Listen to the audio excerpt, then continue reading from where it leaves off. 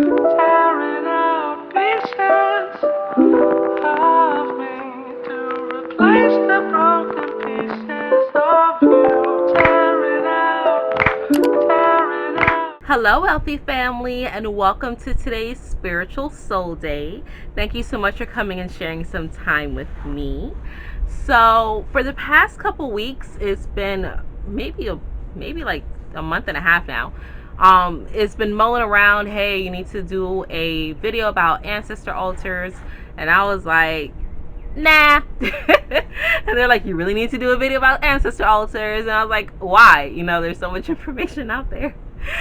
Fighting the urge, going against it, doing whatever else it is that I felt like doing. And then when I rose this AM, they were like, you're going to do a Spiritual Soul Day video. You need to make one about ancestor altars. And I was like, how does that have to do with Spiritual Soul Day? Going back and forth, trying to negotiate. And they're like, listen, get it out to the people. Quit playing. Get it done. And I said, well, I have a full day of reading, still negotiating. I had 4 readings today, and that's a full day for me. And I was like, I won't have time. And they're like, no, you'll have time. And guess what? They found time for me. So here I am. Thank you for the donations, everyone. And thank you for that beautiful soul who last minute had something came up and rescheduled and allowed for this video to be made. So whoever it is that was pulling and had questions about ancestor altars and how to get them done, I am here to help you. All right, so first things first, your ancestor altar is not something that should be worshipped. Your ancestors should not be revered. Okay, they are here to help you. They're here to protect you. They're here to guide you. They're here to live vicariously through you, but not in a spooky way. They're not here to live your life, but they're here to help lend their energy to help you propel. Okay, everyone has ancestors. I don't care where you come from. I don't care what race you are. Everyone has ancestors. Now, we all have people who are benevolent, or energies that are benevolent and malevolent. Okay, when you are working with your ancestor altar, you control who you allow to come through. So if you only want benevolent energies to come through, you state that intention. Okay, it is not something to be afraid of. If you only want to connect with your maternal side, that's fine. If you only want to connect with your paternal side, that's fine. And if you don't even know any of your ancestors by name, that's fine. They know you because they know your energy, and that's all it is that you're looking to connect with. So I don't want to hear that people from other races don't have ancestors, yada yada yada. That's a bunch of malarkey. If you are on this spiritual journey, you have got to get over the fact, or not even a fact, you have to get over the notion that a certain race is, more excellent than the other. All right, at the end of the day, we're all humans. We're just made differently. Now, some races do have bonuses, like little extra things, and some races may be a little lower on the spectrum, but that doesn't make us better than anything, because if you go through all the lives that you've lived here on this realm, I'm pretty sure you'll see that you've lived as another race before, or a different gender, or things of that nature. All right, so please let go of that stereotype so we can move forward. There's so many other things out here dividing us. We don't need to make up something else to cause division. All right, now make sure you get a pen and paper, because I'm gonna run through this quickly. And I see that whenever I tell people to get pen and paper to take notes, they're like, no, and then they're like, shoot, let me go get pen and paper. Get pen and paper and take notes. Pause the video if you need to. Here's 3 seconds. Okay, we're back. So, first things first, when you're creating an ancestor altar, it's up to you how you do so.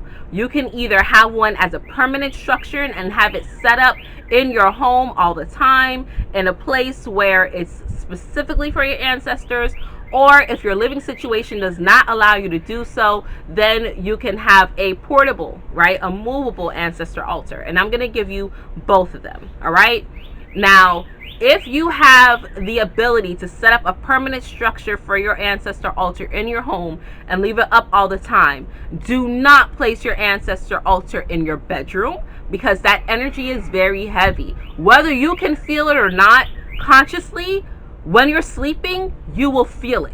All right. So do not put your ancestor altar in your bedroom. That's not where they should be. They also should not be in your bathroom or near your bathroom. I know that may sound weird. Be like, why do I have an altar in my bathroom? But yeah, okay. It's been done. So not in your bathroom either. Your ancestors like to engage. They like to move. So if you can have it, somewhere in your living room, or maybe by your door, or even if you have to have a closet, if you have to put it in your closet, you can put it in your closet as long as it has a door that can close. All right. And make sure that you practice fire safety with that as well. I'll explain why in a minute. Now, for me, my ancestor altar is right in my living room. Like when you walk in, I have a picture wall, and then my ancestor altar is right there. And I do that because I want my ancestors to know they have space to roam in my home, those who are benevolent. Since I've set up my ancestor altar and really started feeding them and sitting with the energy and being on my altar every single day and working with them and sending offerings, I've had people who once disturbed my spirit but still would have to come to my house for whatever reason. I've had them not even be able to step foot in my home, okay? Because my ancestors set up that grid, that protection, that y'all not gonna come in here and disturb this energy. And I absolutely love that. My ancestor altar is always on, okay? So if you have a structure where you can set it up, if you have a home, oh wow, I wish you all could see this. Oh, nope, he flew away. A beautiful red cardinal, which is always a sign of my ancestors, just came and flew, landed on my little red beam there, and now it's in the bird bath, and he's just flying from place to place. Oh my goodness, so beautiful. Or she, I'm not sure. Okay, 6 minutes in. So with your ancestor altar, you want to have this structure set up in a place where they can move and they can intermingle with you. Now, you want to have the structure to be a natural vessel. So wood is best, no metal, all right? If you have an old dresser or a nightstand, you can set that up, or even if it's just a wooden shelf, that's fine. I thankfully have a husband who is very handy, so I told him what I wanted and he built me a tier level ancestor altar, he and my son, and I cleansed it and I blessed it and it was beautiful, okay? But whatever it is, try to make sure that it's wooden, all right? So it's a natural vessel so it can process and harness the energy, okay? Once you have this vessel, make sure that it's clean, it's free from any markings or things of that nature. Secondly, you want to have a white cloth, okay, or a white sheet. If you're on a budget, or if you have a portable ancestor altar, you can just use paper towel. That's fine. As long as it's white, you're okay. Your ancestors understand. They're just thankful that you're connecting with them. I myself had a white sheet from my grandfather, a tablecloth from my grandfather, and I just used that on my altar. It's amazing. I make sure that it's clean, but I do still have paper towel under some of my stuff because I want to make sure that it always stays clean, okay? So you can set that up there. If you have a portable ancestor altar, meaning you don't have it always set up, if you're outside, if you don't have a wooden shelf and you're just outside and you're using a tree trunk or you're using the grass, that's fine. You can use the paper towel and just lay it out on the grass and set your things up there, right? You want to make sure that the space is a space of reverence, all right? Next thing that you must have is water. Have water on your ancestor altar because water is a facilitator of spirit.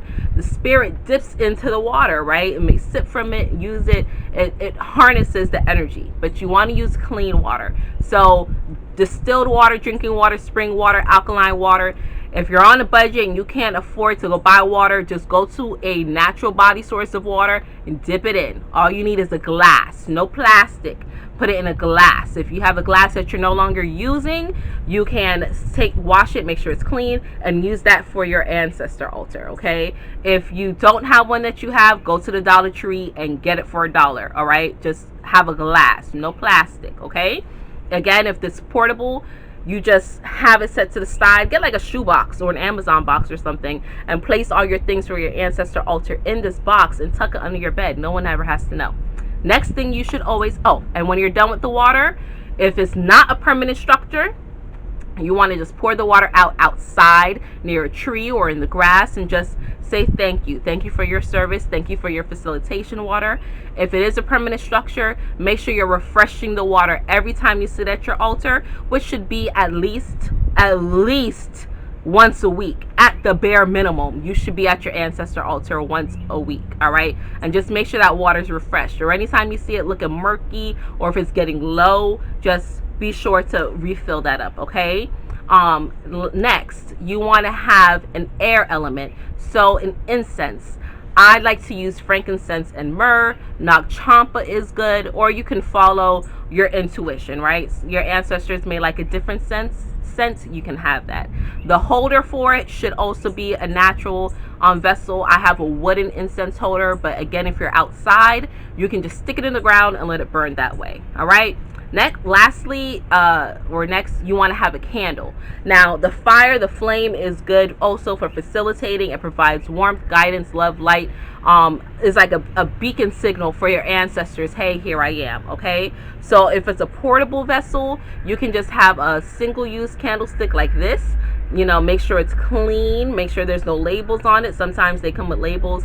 Make sure there's nothing on there. You light it, you speak to it. When you're done, you snuff it out. Never blow it out, you snuff it out. When you want to use it again, you just light it again and you go.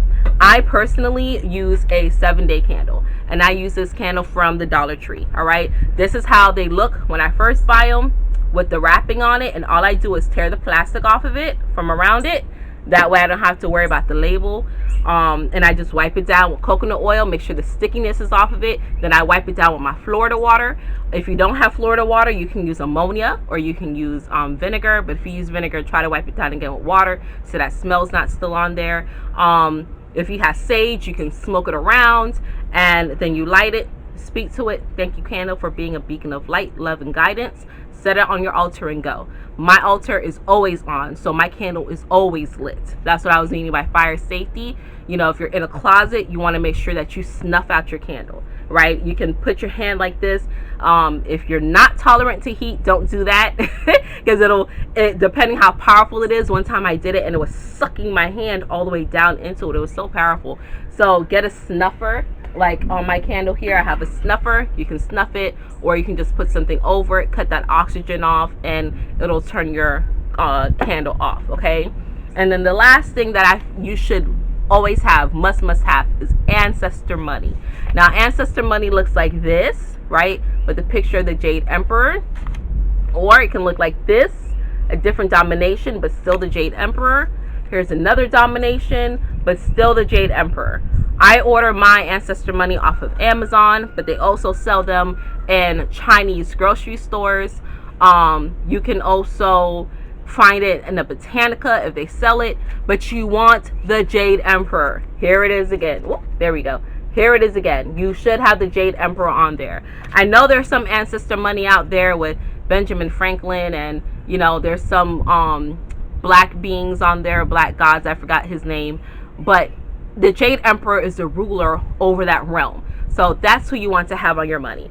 And if you burn money with Benjamin Franklin on there, it may disturb some of your ancestors. So just stay away from it, okay? The Jade Emperor, allow that to be your beacon. Now, when you burn your ancestor money, this is a form of offering. You're clearing debt, not just for yourself, but also for your ancestors. So be thankful to the Jade Emperor for receiving this on the behalf of this donation, on behalf of your ancestors, okay, this offering.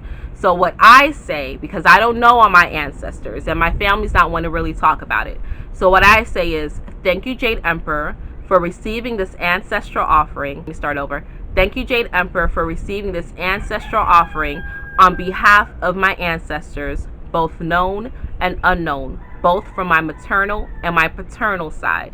May it clear any debt incurred by them, and may it be received by them wherever they are and wherever they may be going. You don't know where their energies are. You don't know what debt they have. Clear it up. It doesn't matter if they were wicked or if they were righteous. You want to clear that debt up. you will reap the benefits. I am telling you, and your generations to come will reap the benefits as well. Okay, so be thankful for the Jade Emperor for receiving these offerings. If you know the names of your ancestors, you can write them on the Ancestor Money, and you can say their name if you so choose. I know some of my names, I don't know everybody, okay? But if you write on your Ancestor Money, you should do so in red ink, okay? Now, those are just the staples, the fundamentals, the must-haves for your ancestor altar. But other things you can put on there are food offerings, okay? Make sure it's hot. Make sure it's steaming, because that's how your ancestors are gathering. You don't want to give them old moldy food. And when you're done with the food, you place it outside under a tree. Do not eat it. It has a different energy. Do not consume it, okay? If you have a portable ancestor altar and you can't always bring food, that's fine. They don't mind, okay? Coffee. Ancestors love coffee. Wine, alcohol, spirits. They love that. Some ancestors like tobacco. Some ancestors like marijuana. My heritage happens to be Caribbean, Jamaican, Cuban. They like a little mixture sometimes. So I don't smoke, but I put it on the altar as an offering for them. When they're done, I put it outside, okay, at a tree. All right, and you let that lie. You leave that for your ancestors. It's not a must, but it is a good thing to have. You can have pictures, but if you put pictures on your ancestor altar, make sure there is no living people in those pictures. No living beings. They should all be already passed on, deceased, and you place them on your altar. If you don't know the names, again, like I said, it's okay. It's not necessary. And lastly, something living like flowers are really good unless you know the energy of your altar. I know some people put plants, but not so much. If you have an ancestor that used to drive buses, you can put a bus on there to represent them. Or you can put pictures of angels or figurines of angels on your ancestor altar. What else? If you have like a school teacher, you can put a ruler or something on there. Go with your intuition. Go with the flow. But I just wanted to give you all the staples of it. And as you connect more with your ancestors, you will start to see a difference. Now, when you open your ancestor altar, when you open the portal, you want to knock 3 times on your vessel, on your structure, or clap your hands if you're outside, or ring a bell when you open and you call in your ancestors, however which way you so choose. When you're closing, when you're done sitting with them, talking with them, communicating with them, having a conversation with them, because your ancestors love it. Whether you can hear them talking back to you or not, they hear you, they feel you.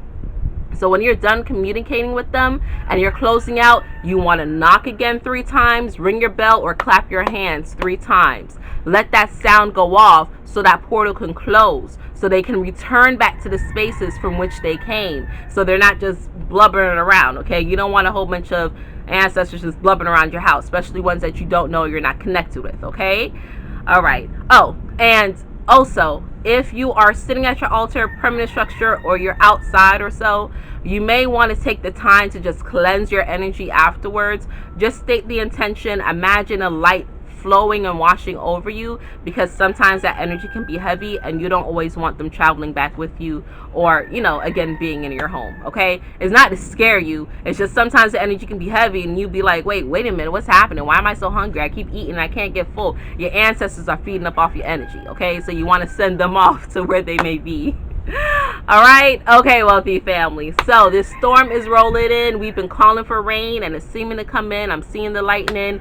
This cardinal is just loving me and loving this energy, even though the storm is coming in. So I'm gonna go talk with her for a bit, and I'm gonna shut this video down. But if you all have any questions, be sure to leave it in the comment below. I know I was talking fast. I know it's a lot of information. You can always rewind it and get whatever else it is that you may need. And until we connect again, which will be tomorrow for Mindset Monday, stay alert, stay aware, and live in love. Peace.